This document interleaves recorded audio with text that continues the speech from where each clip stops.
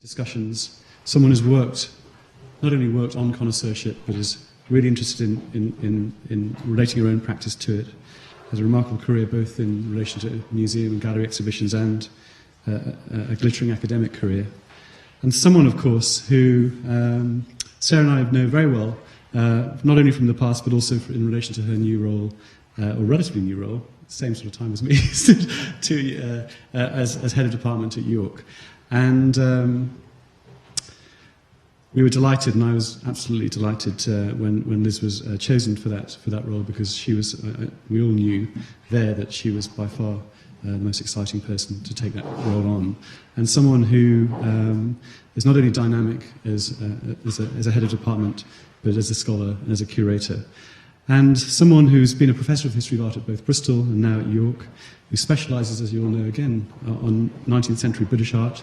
Wonderful book.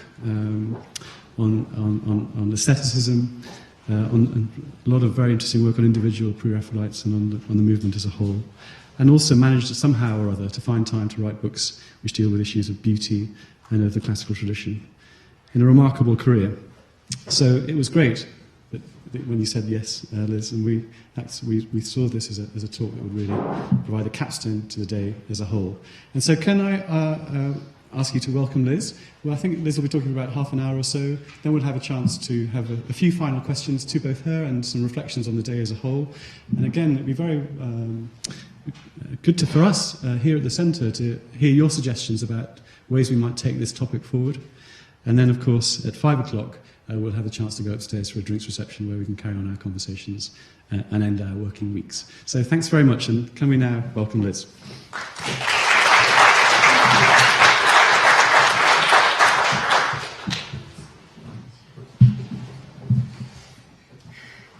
The thing about being the last speaker is that other speakers have already made all your best points much more eloquently than you. Rather than editing my paper on the spot, I will just forge ahead on the theory that if it's a good point, it's worth saying it again. I would like to begin with a little fable. Long, long ago, when I was an undergraduate, we were taught to look at objects as if we were connoisseurs. That was a very primitive era indeed, and we were very naive about the ideological and moral implications of the methods we were being taught. Still, it did allow us to look at a very wide range of objects about which we knew relatively little. And since I was lucky enough to be studying art history in a department that was attached to a great museum, we could do that at first hand. So, for example, I took a course on Japanese medieval art taught by a great scholar and curator, John Rosenfield, who told us on the first day that he couldn't give us a reading list because there was nothing in English to read. Instead, we had a series of looking exercises, and here's an example. 2 wrathful deities were set up in one of the galleries, and we had to write an essay comparing and contrasting them. The comparing part wasn't too bad.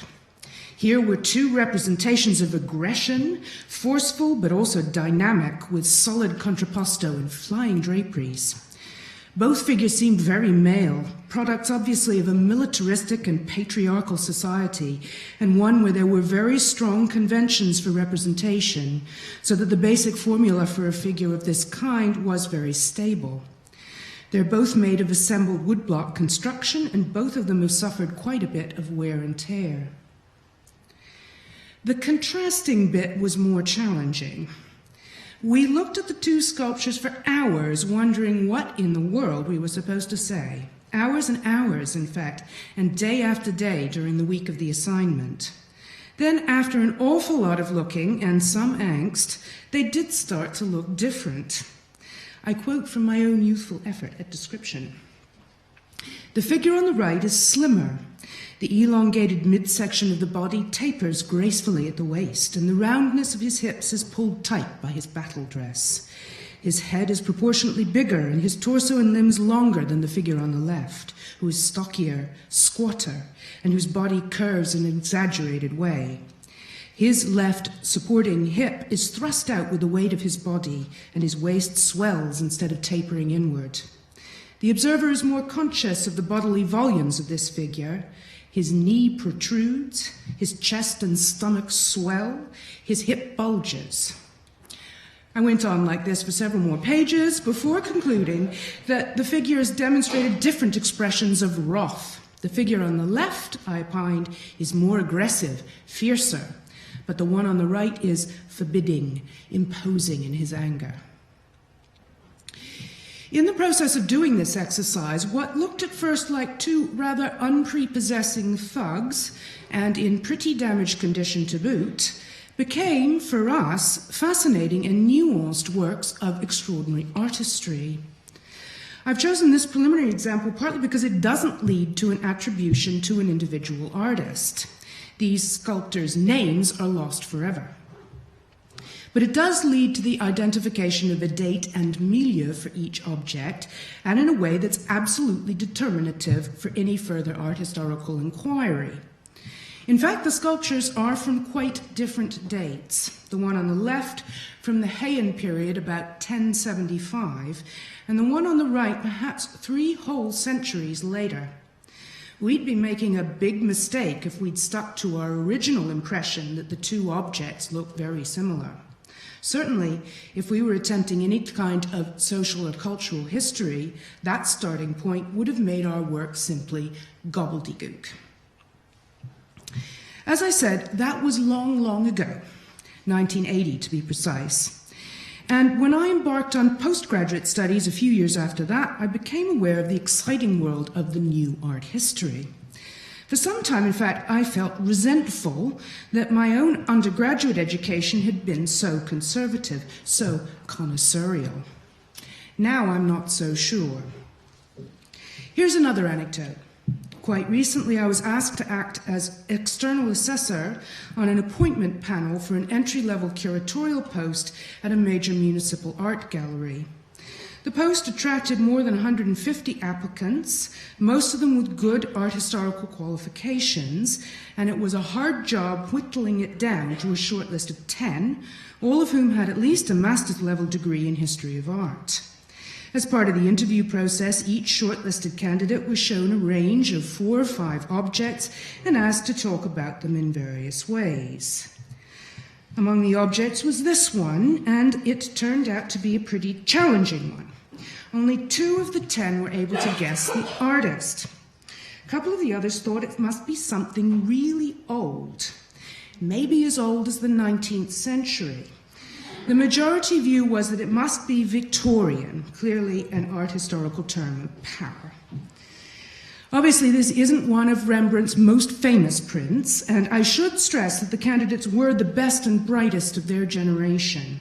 They were very much at home with recent and contemporary art and talked intelligently or even brilliantly about the objects in the selection that dated from the very recent past, which they could readily identify. But they lacked not only the knowledge, but also the connoisseurial skill to cope with an object that wasn't of a type already familiar to them. In case I haven't yet revealed myself comprehensively enough as a stick in the mud, I'll add that it's a relief we don't take the skills training of our engineers and doctors in quite so cavalier a fashion as we do that of our art historians. And I do think that the future of art history is in genuine peril. And with it, the future of our museums and the objects in them, as well as all those who care for or deal with the objects in any way. So for the rest of this paper, I'd like to explore what we might do about this dire state of affairs, what the future might be like for art history and historic art, if there is a future at all. A first question: what kind of art history could we do without connoisseurship? Not the social history of art or any kind of historically based cultural history that dealt with extant objects. I hope the example of the wrathful deities demonstrated that. Since it would have no method for establishing the historical credentials of objects, an art history without connoisseurship could only deal with objects that have documentation or some sort of unassailable external evidence about their time and place of origin, and that would be an absurdly partial selection. For a start, it would be entirely Eurocentric and male-dominated. So partial, indeed, that it would be more responsible to dispense with the objects altogether. The new art history did demonstrate that there were principled ways to go about a history without objects. It might concentrate, for example, on describing the institution of art and its functions in well-defined historical circumstances. But that kind of inquiry could easily be carried on in a history department, and it wouldn't need museums or galleries. Paradoxically, the institutional approach to art history would kill art history as an institution, in the sense of being a discipline with methods different from those of pragmatic history. Alternatively, it might be possible to conceive a purely theoretical art history. One wouldn't then need objects, just concepts of potential art objects, and perhaps something of the sort has been tried in some art and design contexts with not uninteresting results. In that case, though, the inquiry could just as well be done in a philosophy department, and again, it would have no need of museums or galleries. I'm not quite so much of a stick in the mud that I don't think both of these options ought to be pursued, and indeed that they should have close relations with an art history of the object. But that leads to what I think is a more interesting question. What kind of art history can we do in the future with connoisseurship? I should say to begin with that I'm not simply eliding connoisseurship with any object-based art history. I'm interpreting it more strictly as an art history that takes the extant object, the one we can look at ourselves, as a starting point, that is, one in which the primary data are visual rather than logical or conceptual. Connoisseurship is sometimes said to represent a scrupulously or rigidly empirical approach to art history, an approach that's assumed to be capable of differentiation from a theoretical art history, and sometimes the latter is even called Hegelian. Well, Hegel would have a problem or two with that. What's special about our discipline, in my view, the reason its method is worth developing, is that the specification of its concrete object and its conceptual sophistication are reciprocal and coordinated, a key insight of Hegel's. So, I reject the pernicious notion that curators do one kind of work and academic art historians another. We both do something, or should do something, that involves a highly sophisticated reciprocity between the empirical and the conceptual, and a high degree of skill. So, to quote Morelli, the only true record for the connoisseur is the work of art itself. Or Berenson, the works of art themselves are the only materials of the student of the history of art.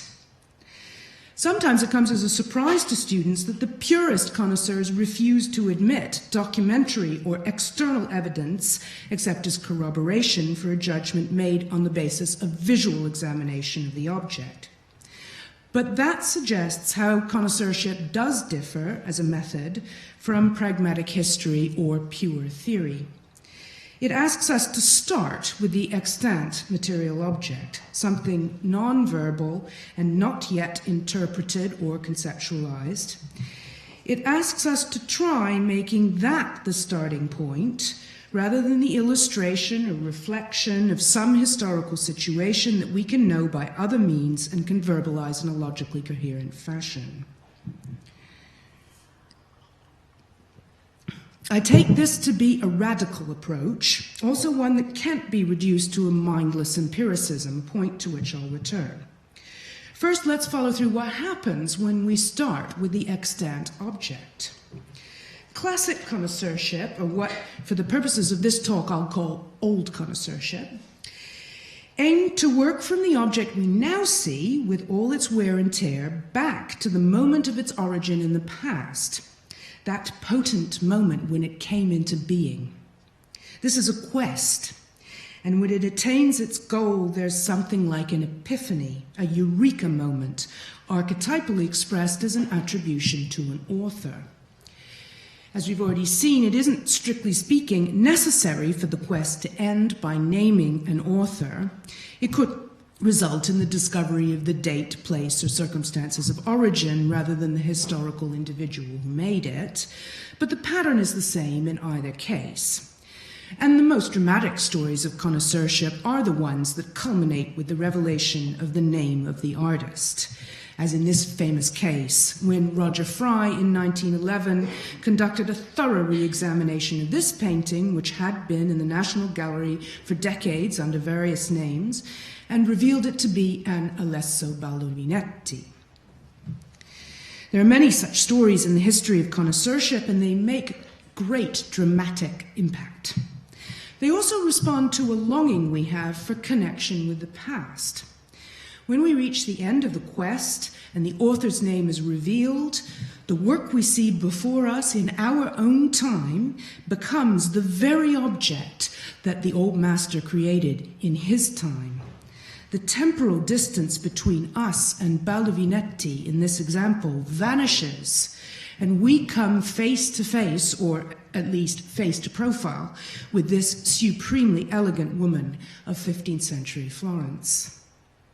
Thus, old connoisseurship, as I'm calling it, may be deeply satisfying or even moving when everything clicks and we feel that we've reached the right attribution.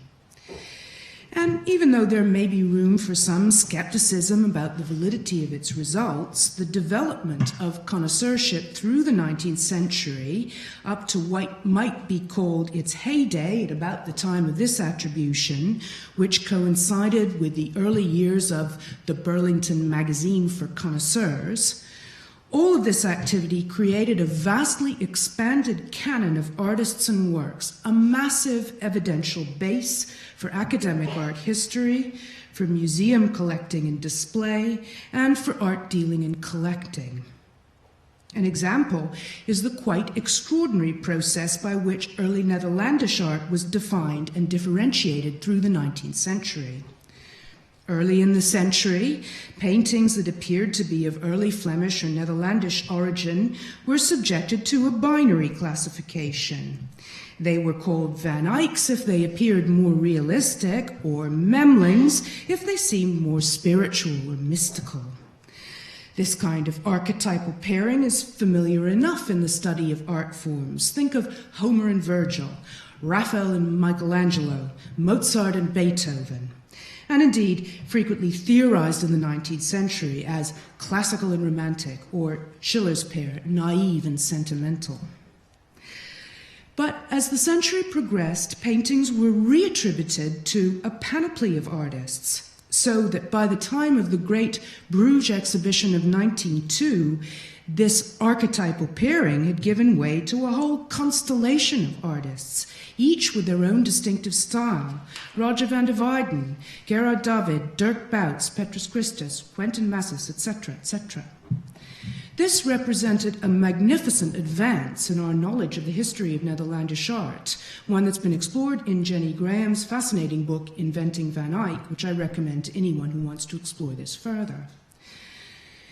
But the ferment of reattributions also meant a wholly different understanding of the historical situation vis-à-vis art production in the Low Countries of the 15th century, and a wholly different construction of the aesthetic character of Northern European art, no longer seen as an archetypal struggle between the claims of the worldly and the spiritual, but rather as a thriving world of strongly differentiated individual personalities. Was the work of the connoisseurs the cause or the effect of this radical shift in the understanding of both art and history? That's hard to say, and perhaps the relationship is best characterized as a reciprocal one. The example shows how the apparently empirical work of the connoisseurs cannot be divorced from much wider theoretical considerations about history and aesthetics alike. It might be argued that at some point this activity was bound to reach a point of diminishing returns. As with the practice of textual criticism in the study of the classical texts handed down through medieval copying, Once you've worked through the editing process with all the texts that survive, there's less and less for the textual scholar to do, just a bit of tinkering and the occasional appearance of a previously unknown manuscript or papyrus. In the case of works of art that survive in material form, such as paintings, there are also technological developments that may take over some of the functions of the human connoisseur's educated eye, or not, as the case may be. So you could say that connoisseurship was a valuable stage in the development of art history, but one that's bound to become outmoded, indeed to put itself out of business, so to speak. But, as in the case of textual criticism, the returns never quite diminish to nothing. Take as an example the portrait of Pope Julius II in the National Gallery. This is the subject of a whole book by Lauren Partridge and Randolph Starn, published in 1980, when the late 20th century wave of interest in the social history of art was gathering force. About the time, in other words, when old connoisseurship was coming under attack from a new generation of scholars. And the book is a fascinating early example of a pretty thoroughgoing socio-historical method. And yet, the book was enabled by a recent reattribution of the portrait, formerly believed to be a copy, to Rafael himself, accompanied by a thorough restoration. The magic of attribution appears here at its most potent, just at the moment when connoisseurship was being discredited, and paradoxically, the sense of coming face to face with the real Rafael, the real Pope Julius, enabled the kind of socio-historical approach that in subsequent years would attempt to distance itself more and more from old connoisseurship. Before the painting was declared to be an original by Rafael, it had no certain historical location, and therefore it was uninterpretable art historically. As Partridge and Starn state, no one wrote about it. It was only when, as late as 1970, it acquired or reacquired its authorship that interpretation was able to proceed. So, Partridge and Starn write, "In the newly restored radiance of Raphael's portrait masterpiece, both art and culture shine through." We're encouraged to see right through the painting to some meaning on the other side, and that meaning, the book makes clear, belongs to the originary moment, that admittedly fascinating few months between late 1510 and March 1512, when Pope Julius, like Cato, grew his beard and presumably was painted by Raphael. And yet, it simply didn't occur to Partridge and Starn, in a book of about 170 pages, to tell the reader how it was that a painting of the most powerful of Renaissance popes by the most famous painter of his day got lost from view, and as late as 1970 acquired or reacquired its authorship by Raphael, enabling interpretation to proceed. And indeed, the restored picture, now revealed as a Raphael, did not look quite the same, although it was substantially the same material object as the painting formerly believed to be a copy. Yet the book tells us nothing about how it was that the painting could appear to be a copy for so long, or what enabled scholars to see it as a real Raphael at last. For that, we'd have to look at the picture, not through it, and enter into a dialogue with it that might teach us something, admittedly a terrifying thought in relation to this notoriously irascible pope. In that sense, the social history interpretation proposed by Partridge and Starn was still firmly in thrall to the illusion of the old connoisseurship, reinforced by the mystique of the modern conservation studio that persuades us that we're seeing Pope Julius as Raphael painted him. Now, I'm not suggesting that either the great connoisseurs of the 19th century or the great art historians from that period up to the present day were unaware of the vicissitudes through which their objects had passed. In Morelli or Crow and Cavalcaselle, for example, there's always a discussion of condition as part of the attribution process. But I am suggesting that the teleological logic of old connoisseurship requires a basic and fundamental move from the intensive and skillful scrutiny of the extant object in the present day of the connoisseurial observer to an imagined or idealized evocation of the moment of creation. This evocation, I'm arguing, is deeply satisfying psychologically, but it's more than that. It's a very powerful form of historical recreation or reenactment, and one well worth attending to. Well worth attending to, that is, so long as we do not confuse it with positive historical fact, a category error to which connoisseurship as a practice or method has been exceptionally vulnerable throughout its history. So seductive, moreover, is this illusion of recreating or reenacting the originary moment that has not even been discarded by the critics of connoisseurship or made a focus of attack. Socio-historical accounts simply substitute another version of the originary moment, one that emphasizes political, social, or cultural context rather than authorship, but which is just as idealized with respect to its basic relationship with the material object we see before us. It will be obvious by now that I advocate an art history that takes the extant object as its starting point, and moreover one that develops visual skills at least as sophisticated as those of the old connoisseurs. I'm in favor of the educated eye in the title of this conference. I also think that we're in real peril of being unable to support or defend the education of the eye in the face of hostility and misunderstanding, not to mention budget cuts. And perhaps we can talk about this more in the discussion later. To complete my prophecy of doom, however, I'll also reiterate my earlier point. Without the education of the eye, there's no reason for university art history departments to exist, and there are real risks to our museum collections. It's not impossible that the objects in our museums of old Europe will become uninterpretable, as the portrait of Pope Julius was when it was considered a copy, or the Rembrandt print that was a mystery to the aspiring curators. And then they lose their value, and there's no reason to preserve them. Something of the sort happened to the greatest art of classical antiquity at the end of the Roman Empire. So, we have no extant works by the greatest artists of ancient Greece. No Apelles, no Zeuxis, no Myron, Polykleitos, Pheidias, or Lysippus, and maybe just one extant work by Praxiteles. That's it. That's all that survives of the great works of art mentioned by the ancient authors. The previous generation of art historians, including some of my own teachers, wanted to sweep away old connoisseurship as an oppressive relic of outmoded class hierarchies and social injustices. I fear there might have been a baby in bathwater problem, to use an analogy that's already been mentioned today.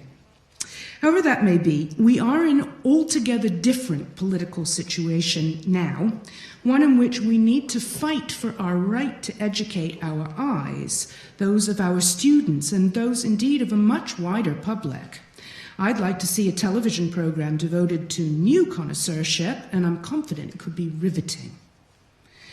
But what will or could new connoisseurship be like, in contradistinction to its stick-in-the-mud granddad, the old connoisseurship?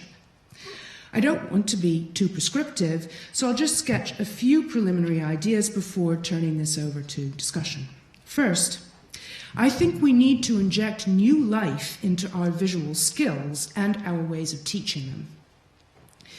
The methods of connoisseurship may have to do for now, even though our main concern will not be with attribution. The visual skills developed in connoisseurship might be like Latin. We don't use the language for practical purposes anymore, but learning it is still a good education in the workings of language, just as connoisseurship is a good education for the eye.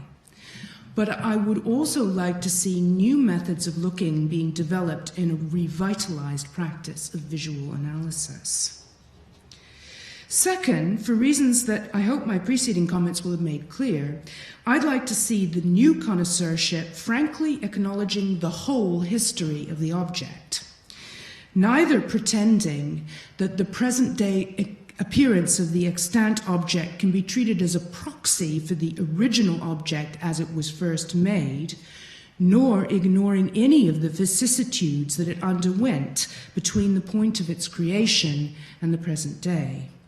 To quote Philippe de Montebello in his mission statement for his series of Humanitas lectures in 2012, no work of art appears to us today as it was originally conceived, and any response at historical distance is necessarily variable and contingent. I agree with this, but I'd like to phrase it more positively.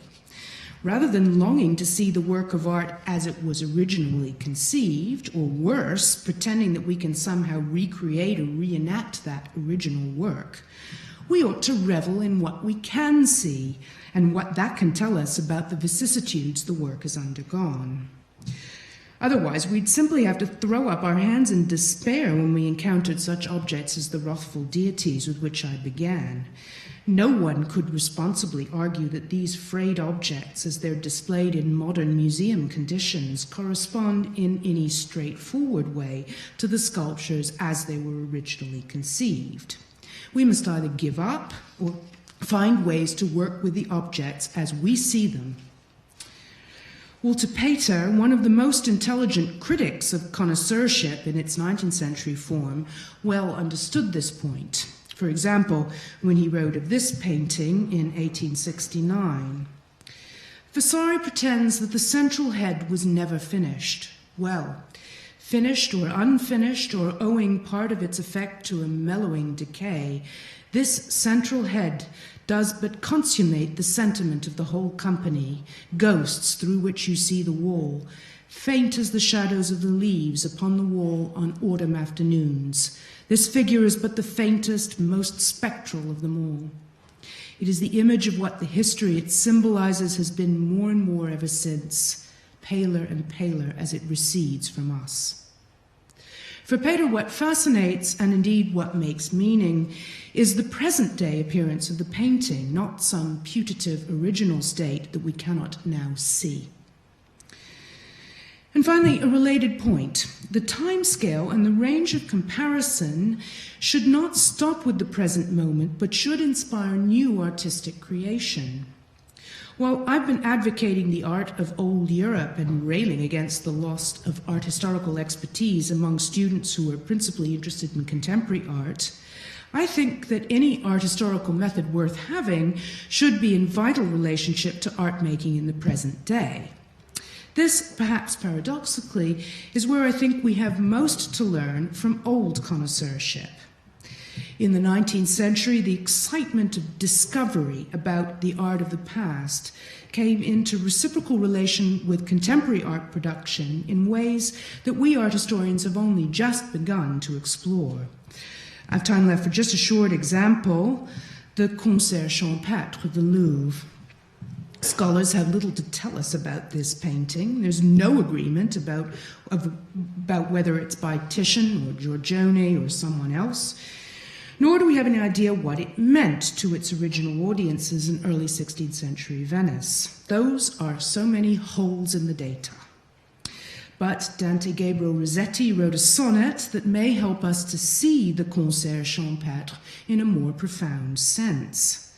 For Rossetti, the gaps in the data are prompts to more imaginative looking, to a search for a meaning that remains elusive. The sonnet creates a mood of hushed contemplation, perfectly balanced between sound and stillness, pleasure and sadness. Then the dialogue shifts, and Rossetti seems to address the spectator, or perhaps himself, beginning with a question. Whither stray her eyes now, from whose mouth the slim pipes creep and leave it pouting, while the shadowed grass is cool against her naked side? Let be. Say nothing now unto her lest she weep, nor name this ever. In the sonnet, the impossibility of pinning down a verbal meaning for the picture, of naming it, in Rossetti's word, is no longer a regrettable hole in the data, but rather a key to its fascination for the spectator. The most famous artistic imitation of the concert champêtre is that of Édouard Manet in Le Déjeuner sur l'herbe of 1863. And the Venetian painting also haunted the imaginations of English artists such as Burne-Jones, for example, in Le Chant d'Amour of 1865. The two artists emphasized different aspects of the painting. Manet brings out the shock effect of presenting the female nude together with clothed male figures, whereas Burne-Jones explores the idea of rapt attention to music. But both painters, like Rossetti in his sonnet, transform what might seem the principal defect of the concert champêtre from a scholarly point of view, that is, the fact that we have no data on it, into an aesthetic virtue. Both the Manet and the Burne-Jones may still baffle their viewers, but as with the concert champêtre, the questions raised seem more interesting than any determinate answers could be. According to one of the great connoisseurs of the early 20th century, Max Friedlander, academics enter the museum with ideas, art connoisseurs leave it with ideas. Rossetti in his sonnet, Burne-Jones and Manet in their paintings are acting as connoisseurs. They start by looking at the old master painting in the Louvre, and the ideas they leave with result in making new works. Connoisseurship, in this view, need not be a stick-in-the-mud or dry-as-dust empirical method. Rather, it's the way to open up new realms of visual experience which may lead to all manner of ideas as well. And I'd like one final time in this conference to end up with a character who is actually seems to be becoming rather a hero for us, Jonathan Richardson from the early 18th century. For Richardson, the good connoisseur is one who has learned to think clearly and judge for themselves. And this will bring not just advantage of various kinds to the connoisseur, but also an indispensable component of what Richardson considers the happy life, greater enjoyment of the beauties of art. And it's that distinctive combination of thought and pleasure that I hope may flourish with the new connoisseurship.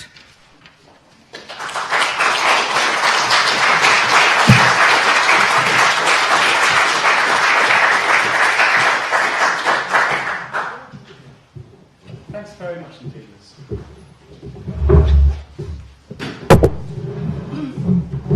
Well, we've got a few minutes for some questions about the new connoisseurship, its possibilities. Very nice way to end the day, opening up the possibility there is such a thing, and that we might want to think about practicing it. And any thoughts or responses would be very welcome. Yes, Arlene. Arlene Lees. With new connoisseurship, I'm wondering about performance art, installation, architecture. How might those fit into a new connoisseurship, opening up the mediums? Because today we've been looking a lot at paintings and sculpture and drawings, prints. I mean, maybe new connoisseurship thinks of the work of art as a performance through time. As I've been describing, that's an idea. In other words, the performance might be quite a natural object for a kind of a method that can deal with the passage of time. I shouldn't say I have a very clear idea of how you could do this. I think it's quite difficult. Architecture, of course, is very interesting because of the ways that you move through it.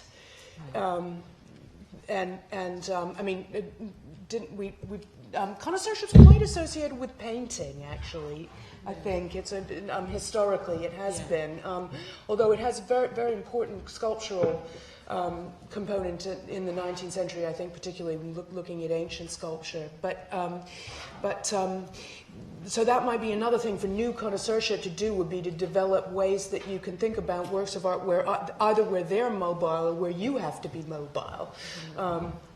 That was just a thought. Somebody else may have better thoughts. Any other thoughts about this issue, this idea? Yes.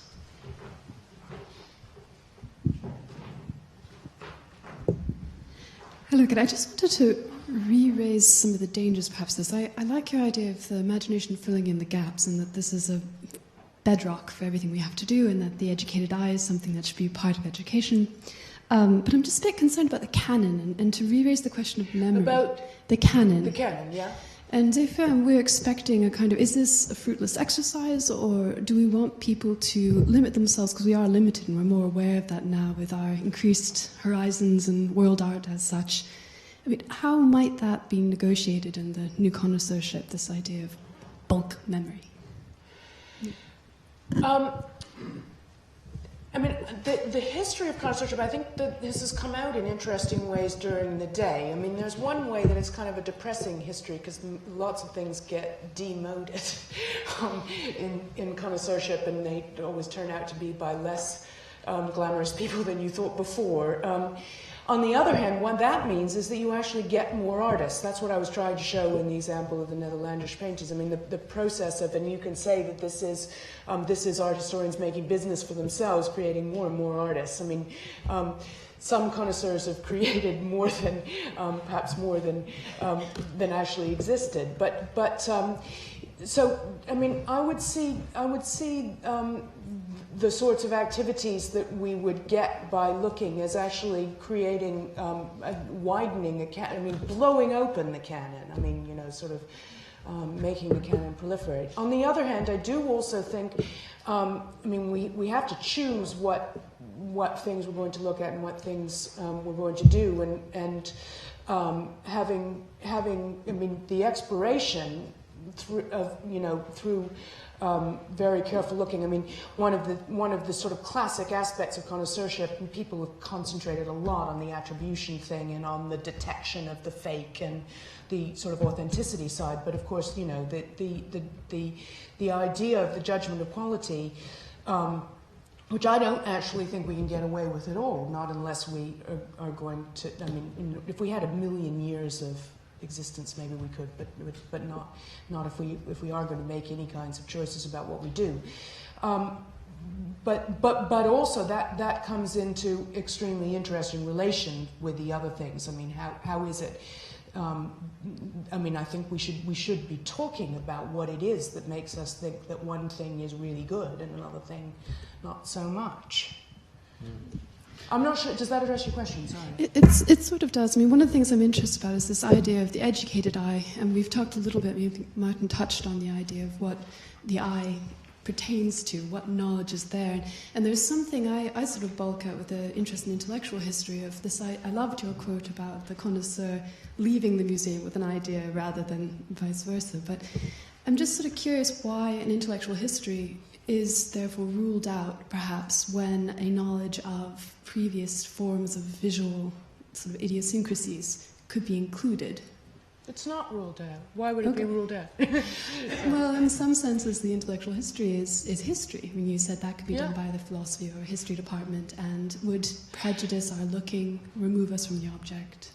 Well, I said that if we, I mean, I didn't say that we, in fact, I think I tried to say that I think we should have those kinds of histories. I think we should also have a history where we actually start from the object as something that we genuinely don't know what we're going to find from it before we begin, so to speak. Thank you. I'm not actually even making the claim that there was some idealized golden age of connoisseurship when people did this. I'm not. I doubt there was, but I think that is a possible way to go about something that would actually be intellectually interesting, and I think it would also show us in many ways. It would give us some quite interesting insights into the period eye, if you're going to talk about that way. In other words, history that has some purchase. I was going very interested in this the shift you seem to be just imagining this idea of the educated. I mean, let's not. For me, I'm maybe a bit uncomfortable with that notion of the educated eye, but I'm certainly very interested in that the process of close looking that you are encouraging us to think about doing, and that Bandor and is also encouraging us to do, about what actually goes on in that process. Because let's imagine And I think a number of us do this quite regularly. We'll spend an hour or 2 hours in front of a picture, let's say it is a painting. And the different kinds of address that we make to that image during that process. And actually it's a very complex process, which continually moves, I think, or can often move from, in terms of the passage of time, between the kind of forensic close-up looking that you kind of alluded to, Bendor, when the porters at the National Gallery say stop looking quite so closely at the surface and so on. And then that other kind of looking, which is the kind of reverie that we all feel, I think, if you spend a long time in front of an image and feel an extended relationship with it, and that of course is expressed by something like Rossetti's poem.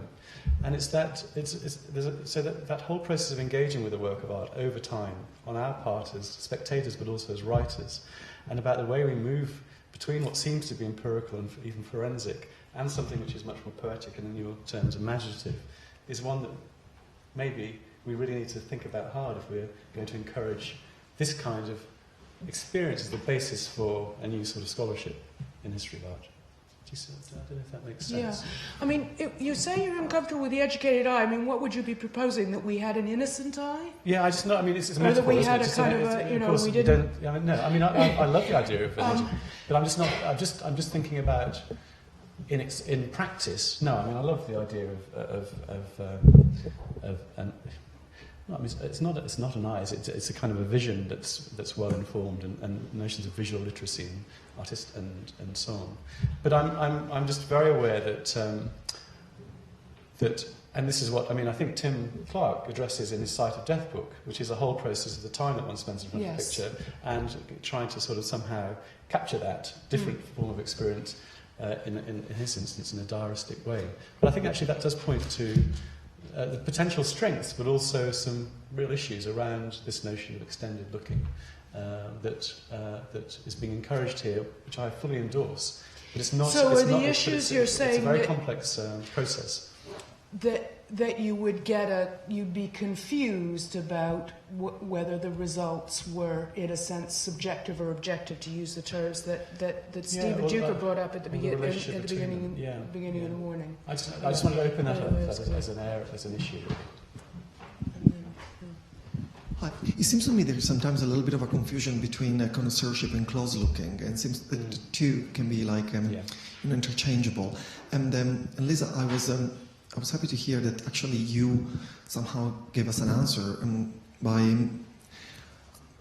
explaining how connoisseurship claims to have a method, and this is probably the difference between close looking and connoisseurship. But at the same time, this very method that is supposed to be applied for anything from Greek sculpture to like Italian paintings to 19th century, whatever. Is the problem. I mean, the fact that you can look at all these paintings made in different periods by different communities in the same way is exactly one of the shortcomings of connoisseurship. It implies as a sort of, again, I'm repeating myself, a unity between Greek sculptures and Italian 15th century artists, where I cannot possibly think where that would be. I don't see why it implies that. When you look at them, you find out they're very different, don't you? You do. But at the same time, you do pay attention to certain things, certain elements of compositions, the treatment of the textures, the way they paint hair, earlobes, and so on. So in a certain way, you imply certain categories, and the artwork has somehow to adapt. Yeah, I mean, I guess I suppose I do think we need some kind of way to get going, some way that we start off, but I would think, I mean, one of the things I would like to see is actually much more discussion in our, all of our worlds of all of these fantastic people from different areas talking about what it is that we would do